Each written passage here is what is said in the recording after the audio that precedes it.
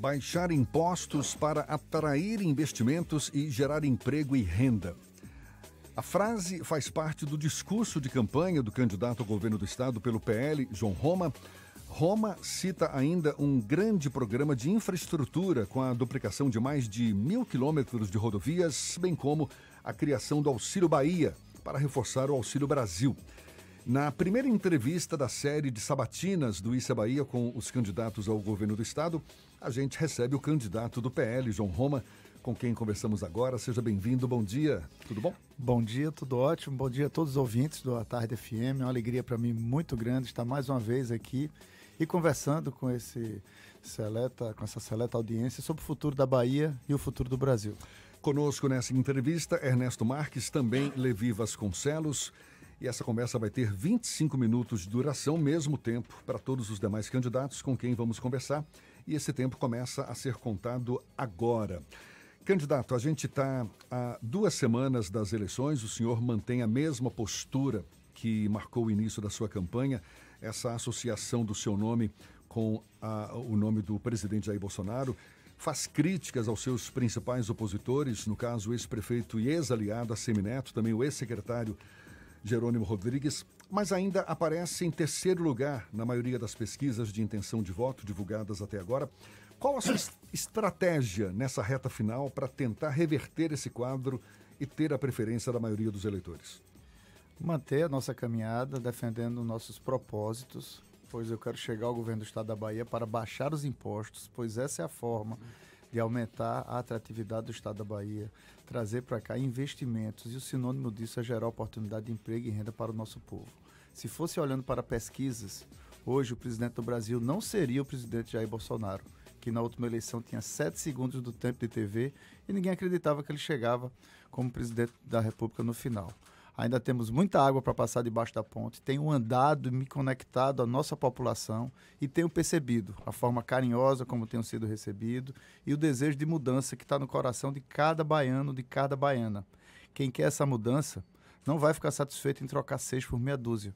Portanto, nós queremos colocar a Bahia de mãos dadas com o Brasil, pois dói no coração ver o Brasil avançando, com tantos indicadores positivos, batendo recorde na geração de emprego, preço da gasolina lá para baixo, baixando os impostos e nem com isso, diminuindo a arrecadação do governo federal, fazendo com que essas coisas ocorram sem danificar nossas estatais, que agora, depois de décadas, começam a dar lucros. Inclusive, com esses lucros, se pode ajudar mais a população com responsabilidade fiscal, onde o Brasil hoje está já no 3º mês com deflação, diferente de um país muito mais rico do que o nosso, os Estados Unidos, que amarga a pior inflação dos últimos 40 anos. Nós estamos andando por toda a Bahia. Ontem eu retornei do extremo sul, uma região que, como várias outras, é literalmente abandonada pelo poder central.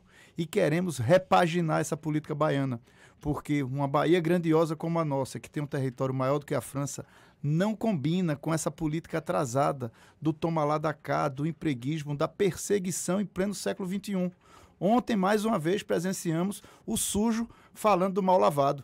Assemineto reclamando que Rui Costa estava perseguindo policiais da Polícia Militar. E por acaso Assemineto faz diferente, pessoal?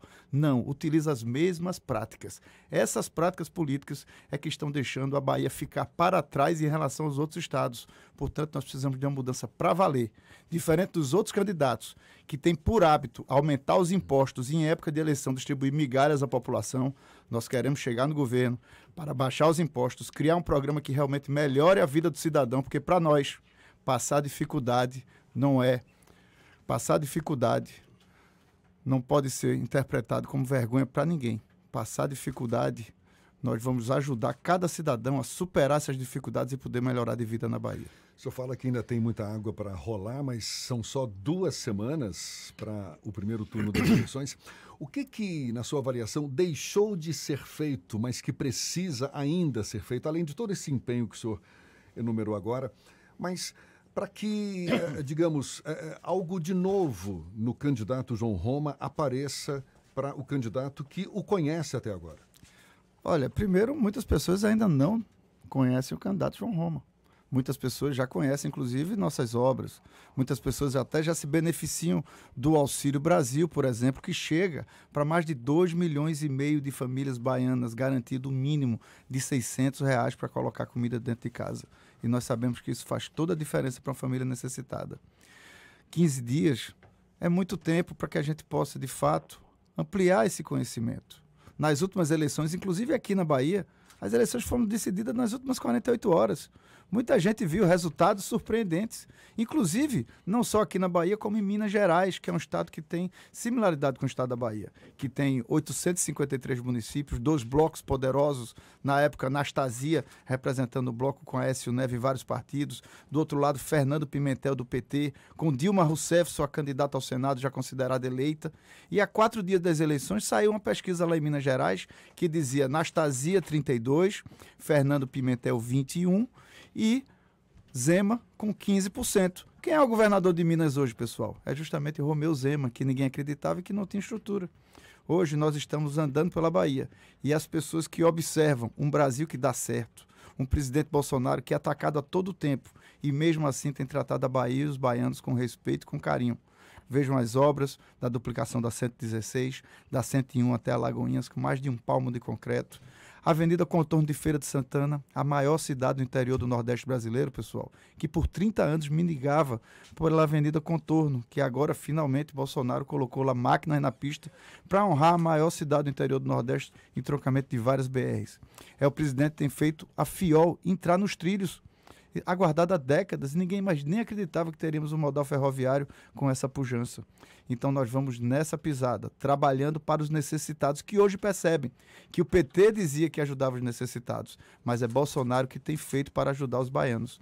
Então é justamente com essas pessoas começando a conhecer a trajetória de cada candidato e comparando, que sabe que para a Bahia caminhar de mãos dadas com o Brasil, para a Bahia aproveitar esse momento importante do nosso Brasil e não ficar para trás, é fundamental que vote Bolsonaro 22, João Roma 22 e doutora Raíssa, nossa senadora 222. Candidato, o senhor fez uma referência à surpresa que houve em alguns estados. O senhor falou do governador Romeu Zema, de Minas Gerais. Na eleição de 2018, houve uma onda Bolsonaro, né, que de fato teve resultados surpreendentes. Em Brasília foi assim, no Rio de Janeiro também, em alguns outros estados aconteceu isso. Na eleição de 2020, com menos intensidade. Nessa eleição, claro, o governo já traz também algum desgaste em alguma área, tem os êxitos que o senhor reivindica, alguns são contestáveis, mas vamos seguir adiante. Nessa campanha agora, o candidato Jair Bolsonaro, ele tem o maior índice de rejeição. E aqui na Bahia, embora o presidente Lula, o ex-presidente Lula, tenha uma vantagem muito grande em relação ao ex-presidente Bolsonaro, mas o percentual que o presidente tem ainda está acima do que as pesquisas têm indicado até agora de intenção de voto na sua candidatura. O senhor acredita que está havendo o quê? Qual é a dificuldade para transferir esse voto do presidente para o candidato do presidente aqui? Muitas pessoas ainda não estão com a agenda da eleição na cabeça. Cabe lembrar que esse ano nós teremos a Copa do Mundo. E o futebol é uma paixão nacional. Mas se você perguntar para as pessoas qual é o primeiro jogo do Brasil, poucas saberão responder. Mas eu tenho certeza que na semana da Copa do Mundo, todos saberão quem é o primeiro jogo, onde vai assistir o jogo e a camisa que vai estar vestindo. Da eleição, da mesma forma. Por isso que ocorrem tantos fenômenos eleitorais. Porque o principal item da eleição, naturalmente, é a eleição do presidente da República. Onde, se andando pelas ruas, todos já sabem falar Bolsonaro ou Lula, mas às vezes nem sabem quem são os candidatos a governador, muito menos a deputado estadual, senador e por aí vai. O que é que se percebe? Que há 4 anos, de fato, o gigante despertou. Não se esperava uma eleição de alguém de fora da política como o presidente Bolsonaro. De fora da política? De fora da estrutura... Mas com 30 anos de mandato? Não da vida parlamentar, mas dos blocos majoritários que dominavam o Brasil, que eram justamente antagônicos, como PSDB e PT do outro lado. E Bolsonaro vinha sem tempo de TV, com 7 segundos, e de uma forma surpreendente, chegou à presidência da República. E conseguiu assanhar esse momento em Brasília, onde começou a mexer em pilares que antes eram tabus e não conseguiu mexer, como a questão dos impostos. Para cada problema que aparecia na República, pessoal, se criava um imposto. Era um problema de saúde, se criava o CPMF. Tinha um problema com as estradas, se criava a CID. E enfrentamos uma pandemia com bilhões investidos, né? Enfrentamos uma guerra com a Rússia. E qual a solução que o presidente Bolsonaro encontrou? Justamente desonerar o cidadão, baixar os impostos, o que ninguém conseguia fazer nessa república. E hoje o que é que se percebe? Já teve crise energética no governo Dilma. E qual foi a solução que fizeram? Quebraram a Petrobras. E agora com o Bolsonaro diminuindo os impostos, que Rui Costa era contra, porque dizia inclusive que os impostos só interferiam em cerca de 15 centavos o preço do combustível aqui na Bahia. Hoje o cidadão vai na bomba do posto e vê que não tem posto que não tenha diminuído pelo menos R$3 o preço do combustível. Mas essa redução se atribui à redução de impostos ou à redução da cotação do petróleo no mercado internacional? Duplamente, mas sem dúvida nenhuma a redução de impostos. E se a cotação subir, o preço não vai subir porque os impostos vai acompanhar, não mas hoje o Brasil tem o menor preço de combustível em referência de outros países. Quando eu era criança, eu via os carros atravessando a ponte da Amizade para abastecer do outro lado. E eu me lembro que eu perguntava isso para o meu pai. E hoje a gente vê o contrário. Os outros países vindo abastecer no Brasil. Então, é um Brasil diferente que a gente começa a ter orgulho. Então, é neste momento que se observa, né, que tem muitas nuances dentro disso, onde a população começa a despertar essa mudança, onde há 4 anos o gigante despertou. E agora a mãe do gigante vai despertar. E a Bahia precisa, sim, enxergar um novo panorama, onde a Bahia possa também abaixar os impostos, em vez de ser esse estado que hoje é um dos campeões da cobrança de impostos no Brasil, e isso tem deixado a Bahia para trás. Isso vai muito além de um episódio eleitoral, porque a Bahia tem paulatinamente perdendo em relação a outros estados. A Bahia só perdeu para o Rio de Janeiro, hoje perde para Rio de Janeiro, São Paulo, Minas Gerais, Rio Grande do Sul, Paraná, Santa Catarina, que tem menos de metade da nossa população, e um território bem menor. Por quê? Porque os investimentos estão indo para os outros estados que cobram menos impostos. Eu soube que se vendeu muitas embarcações aqui para Salvador, porque o presidente baixou o preço dos impostos de jet ski, de lanchas, de barcos. Sabe onde é que foram faturadas essas embarcações? Numa empresa lá no Espírito Santo. Assim como quem trabalha com distribuição de alimentos, de bebidas e por aí vai, está perdendo espaço para empresas que estão em Minas Gerais, em Goiás, no Distrito Federal, porque cobram menos impostos. Outro dia eu comemorei que baixou mais de 10% o preço da querosene da aviação. E eu disse, excelente notícia para o transporte aéreo, excelente notícia para o turismo. Pena que a Bahia perdeu os investimentos da TAM e da Azul. Então isso deixou de gerar uma série de outros investimentos no estado da Bahia. Por quê? Porque não se abre mão de 1 milímetro de imposto. Até quando foi obrigado a baixar os impostos do combustível, Rui Costa deu com a mão e tirou com a outra. Porque baixou os impostos do combustível e aumentou os impostos da indústria e do turismo. Um importante vetor de geração de empregos aqui na Bahia. Imaginam o pessoal de bares e restaurantes que atravessaram o período de pandemia. Abre seu estabelecimento. Não basta os impostos altíssimos cobrados aqui no estado. Você ainda vê, certo, a violência tomando conta. Existe propaganda pior do que isso, pessoal? E onde é que vai ficar o garçom? Onde é que vai ficar o cozinheiro? Porque hoje as famílias não estão querendo ir mais para os bares e restaurantes. Então é essa página que precisa mudar na Bahia. Agora só vai mudar se a gente fizer uma transformação na estrutura política do estado. Porque a Bahia amarga uma prática política atrasada do toma lá da cá, do empreguismo, da perseguição em pleno século XXI. E a Bahia do século XXI está muito além dessa estrutura política que está olhando para o passado. Então não é olhando para o umbigo de políticos poderosos que a Bahia vai ser grandiosa e gerar oportunidade para cada filho de Deus melhorar de vida. Candidato, o senhor enfatiza muito essa questão dos impostos. E a cidade está discutindo muito agora o IPTU, que é contestado há bastante tempo, porque também já se discute o IPTU de 2023. Mas quando essa peleja do IPTU começou, com aquele aumento muito elevado no início da administração do ex-prefeito Assemineto, o senhor era o chefe de gabinete dele. Qual era a sua opinião naquela época, quando se decidiu aumentar tão expressivamente o IPTU da cidade? Minha opinião foi muito clara, e todos os outros secretários sabiam muito bem disso, e eu fiz, inclusive, enfrentamento com o próprio secretário Mauro Ricardo. Agora, se quiser me transferir também os êxitos da Prefeitura de Salvador, para quem ficava no chão da fábrica pilotando e resolvendo os assuntos enquanto tinha gente que dava chilique, você também passa para mim as atribuições da Prefeitura de Salvador. Certo? O que se vê hoje? Que tanto a Assemineto quanto Jerônimo, eles têm por hábito aumentar os impostos para distribuir migalhas à população.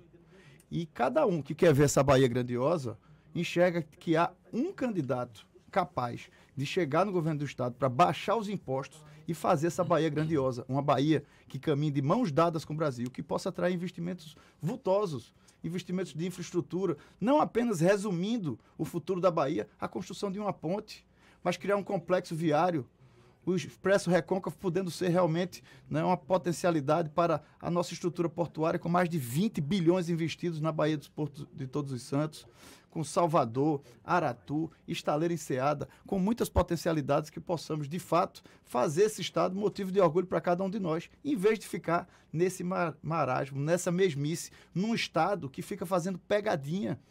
O cidadão já não suporta mais o Estado que lhe trata como adversário, ou que presuma justamente que o cidadão ou que o investidor esteja logo falando a mentira, certo? Cobrando imposto antecipado, certo? Colocando pegadinha quando a pessoa dirige um veículo, ao invés de colocar, né, uma estrutura de orientação para quem conduz.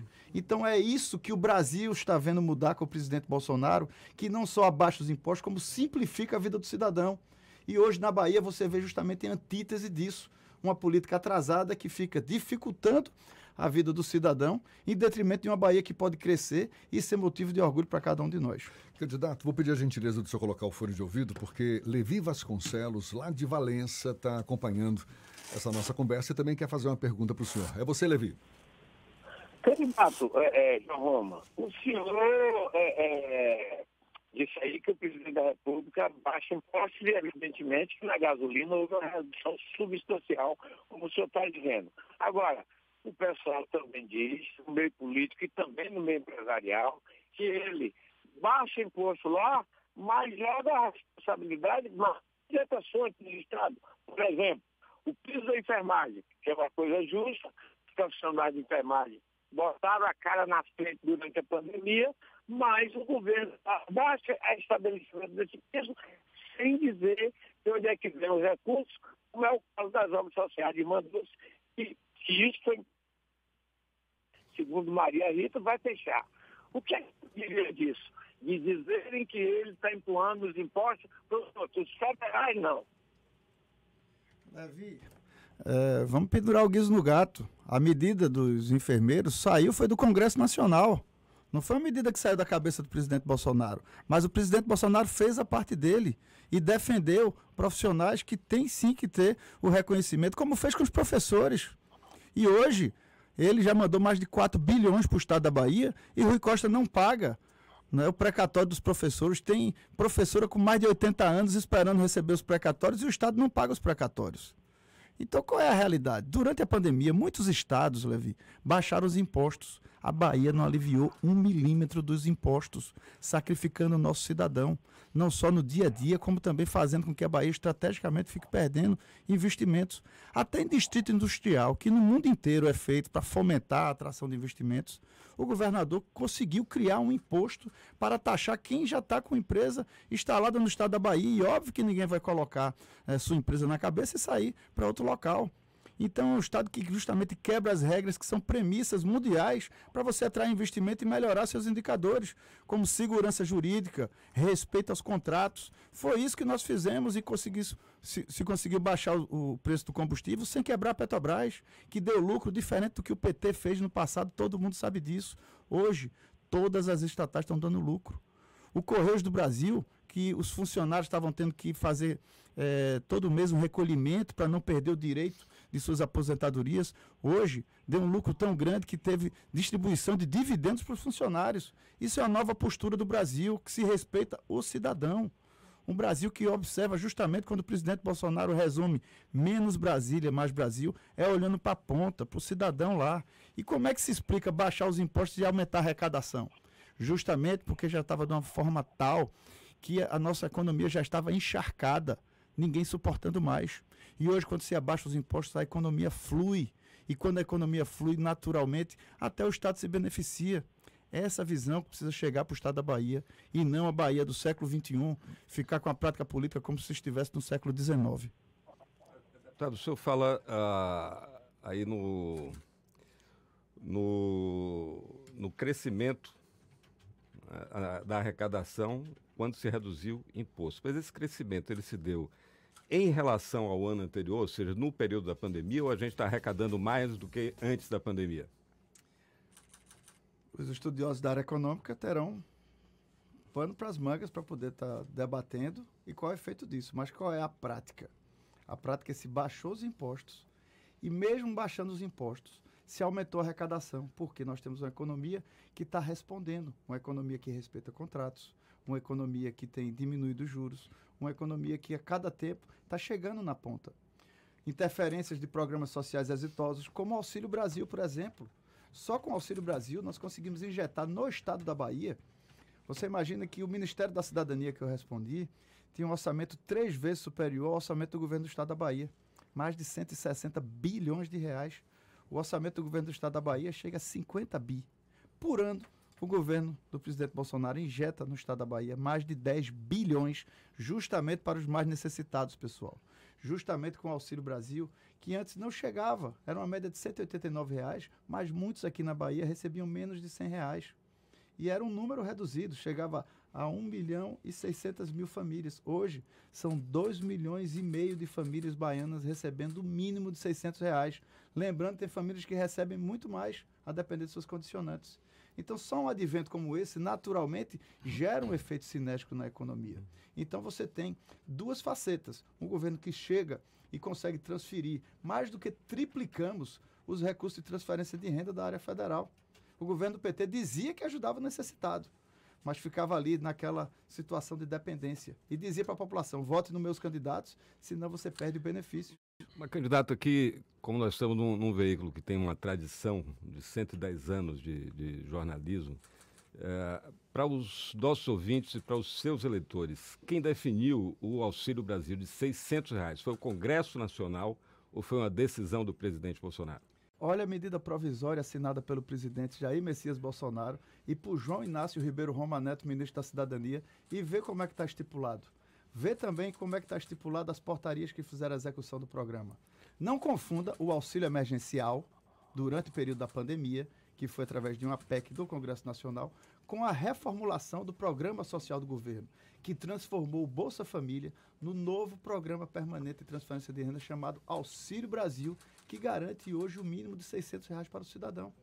Então, são políticas públicas muito claras. E outra coisa, hoje a população sabe que, diferente da época do PT, que diziam para o cidadão, vote no meu candidato, senão você perde o benefício, hoje cada um sabe que o Auxílio Brasil é uma conquista da sociedade e não vai ser candidato nenhum que vai tirar esse benefício. Candidato, eu quero insistir nessa sua bandeira de diminuir os impostos, porque a gente sabe não é uma bandeira nova. Eleições vêm e vão, a gente percebe que não raro surgem candidatos com essa bandeira, promessas de diminuição de impostos ou aumento de impostos para os mais ricos e tal. E tudo bem, é uma grande discussão, até porque uma reforma tributária até hoje a gente não conseguiu, de fato, enxergar no Brasil, sendo efetivada aqui no Brasil. Agora, aquela sensação de que é uma boa bandeira de campanha e muito difícil de ser colocada em prática. O próprio presidente Bolsonaro, ele prometeu, não foi? Isenção de imposto de renda para quem ganha até 5 salários mínimos. Isso foi promessa dele em 2018, entrou de novo na campanha dele e não foi cumprida até agora. Ou seja, para não ter essa percepção de que é uma promessa que não vai ser colocada em prática, qual é a garantia que a gente tem de que, de fato, pode haver As ou minhas vai... convicções na vida pública e a forma de se enxergar o Estado. Nós precisamos enxergar o Estado com os óculos do século XXI e não olhando para o passado. Na prática, eu participei de todas as comissões da reforma tributária do Congresso Nacional. Fui o relator da PEC 45, que simplificava. Não conseguimos aprovar a reforma tributária. Agora, o que é que se vê hoje na prática? Um presidente que baixou o imposto de produtos industrializados em mais de 4 mil itens, que zerou o imposto do gás, zerou o imposto do óleo diesel, baixou o ICMS, né, através de uma proposta de emenda constitucional, e disse para os estados, baixa os impostos que nós compensamos. E mesmo assim você vê a economia avançando. O presidente que criou o PIX, que conseguiu trazer para a formalidade uma gama de brasileiros que simplesmente viam aspereza em toda a estrutura brasileira. E nós queremos fortalecer essas instituições. Então, o que se observa são assuntos muito práticos, mas você precisa ter uma nova concepção e saber que não é enchendo os cofrinhos do Estado, distribuindo migalhas em eleição, que você vai transformar nossa sociedade. No primeiro dia de governo, eu quero zerar o imposto do gás de cozinha. Isso tem um impacto muito pequeno na arrecadação do governo do estado da Bahia.